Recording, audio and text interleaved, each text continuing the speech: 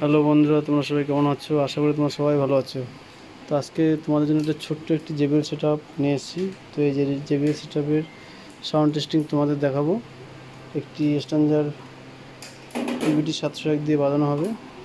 তো ওখানে 701টা আছে।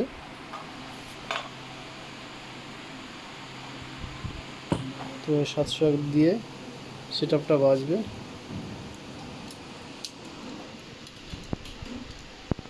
এটি স্পিকার আছে হ্যান্ডমেড 150 করে টপে, আর বেশি আছে হ্যান্ডমেড 300।